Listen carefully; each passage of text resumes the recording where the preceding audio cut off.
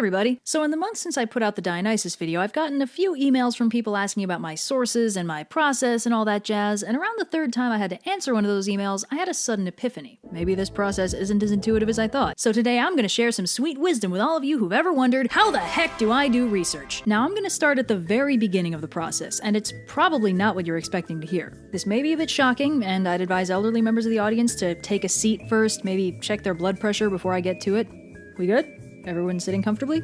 Okay, the absolute first step to any research project is Wikipedia. No, really, I learned this in university, from a real professor and everything. We all learned years ago that you're never supposed to cite Wikipedia. And this is completely true. Nobody trusts it as a source. It'd be like citing something you read off the side of a subway car. But what Wikipedia is good at is directing you to actual sources. Right at the bottom in that sweet little references section is a goldmine of all kinds of sources. And even better, the content of the article tells you what kind of information you can expect to find in those sources. And sometimes even what pages they're on. It's fantastic. You can get books, websites, translated primary sources, anything and everything from the reference section. So as you go through the relevant Wikipedia pages, any information that catches your eye will have a nice little citation on it. So grab that sucker and add it to the list. And when I say pages plural, I mean it. Pretty much everything has its own dedicated Wikipedia page, except for us. But that single page isn't going to be enough to get the full picture. You want to find every page that relates to the subject matter, important places, related people or groups, relevant time periods, stuff like that. Broadly, you want to get as much related stuff as you can, since that'll let you contextualize the subject. Learning about it in isolation only gives you a fragment of the whole picture. Get greedy with it. You want to know everything about this subject, and that means you don't need to skimp on the sources you pull together. So once you've combed through every tangentially related Wikipedia page on your chosen subject, noted down a list of promising sources and what you expect to find in them, that's when you enter stage 2, hunting down some sweet sources. So now you've got a list of sources you think will lead to more information, and the odds are good most of them are going to be books. So you can either check your local library catalog and see if they have the sources you need, or you can give the titles a Google and see if you can find them online.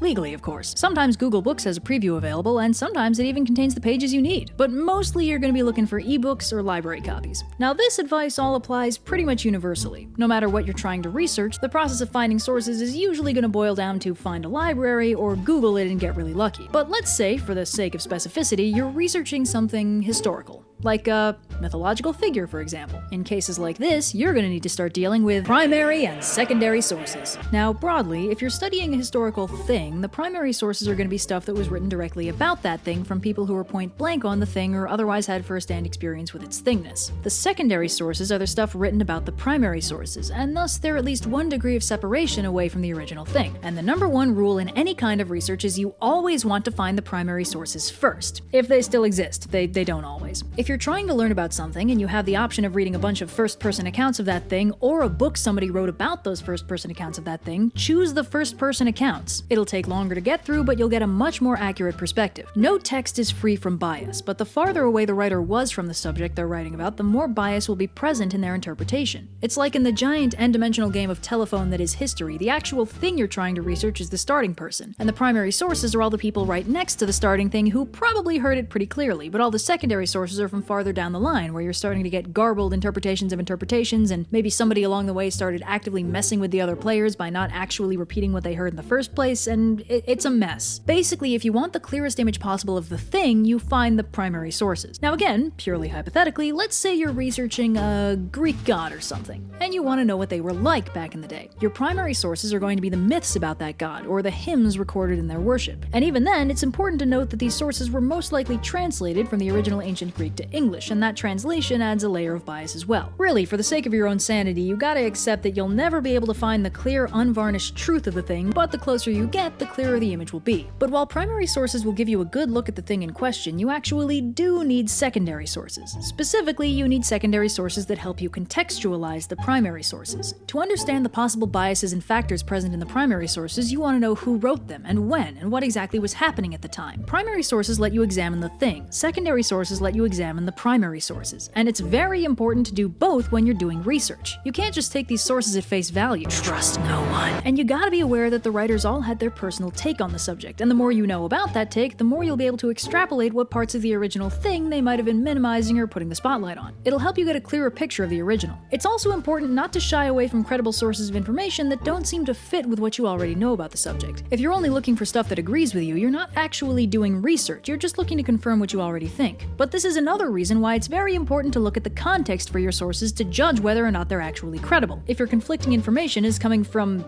I don't know, someone's unsourced Tumblr post, you might not want to assign it as much literary weight as the complete works of Homer. Context for your sources is seriously everything, I can't stress that enough. So you find the myths and the hymns, and then you find other versions of the same myths and hymns, and then you find some secondary sources talking about the authors of those myths and hymns, and you've got so much information about this mythical figure and the people who wrote about them and when all this happened, and you don't know what to do with it. This brings me to the next step: bury yourself in notes. Take notes on everything. No, really. This isn't like class notes where you write stuff down so you can pass tests on it later. This is a whole different ballgame. If you're researching a historical or mythical figure, write down everything they did. If you've got accounts from different time periods, write down when they're from and who put them down. Anything interesting about the writers' lives, write that down too. If your general approach to note-taking is the same as mine, as in, oh, I'll remember this, I don't need to write it down, that doesn't apply here. It doesn't matter if you think you'll remember it, you want to write it down anyway because this isn't about memorizing, it's about putting all your information in one place so you can deal with it all at once later. In your notes, you want to distill down everything you could possibly use from the original sources. You want to make it so you never have to return to the original text because everything you could possibly be looking for is right there. If you're writing a paper or something else that needs direct attribution, maybe note down some useful quotes with page numbers too, just to make your life easier down the line. This will leave you with a giant pile of information loosely connected to the actual subject at hand. And if you're wondering what you're supposed to do with this pile, break out the thumbtacks and string. Who's ready to connect some dots? Now that you have a huge heap of everything you know about this person, place, or thing, you get to start on the fun part, filling in the gaps. You have to take the mess of information you've acquired, organize it into categories, lay it all out, and start bringing the big picture together. This is where you get to be creative. You have all these static points of data, you just need to find a best-fitting curve that connects all the dots into one coherent narrative. Basically, a thesis that all the evidence you've collected supports. It's pure creative puzzle solving, and it's gonna be great. By the way, if there was any justice in the world, this is what high school English teachers would tell you when they assign essays. But since they almost always make you figure out the thesis statement first, they basically flip the whole process upside down by making you figure out the big picture rundown before you get any actual evidence. It's dumb.